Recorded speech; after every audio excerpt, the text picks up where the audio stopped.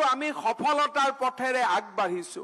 নিৰ্বাচনৰ সভাত যেতিয়া 1 লাখ চৰকাৰী চাকৰিৰ সংকল্পৰ কথা আমি দোহাৰিছিলো, মানুহে অবিশ্বাস কৰিছিল আৰু কোনোবাই যদি বিশ্বাস কৰিছিল তেওঁ ভাবিছিল যে দুৰ্নীতিৰ এখন ডাঙৰ বেহা বেপাৰ চলিব।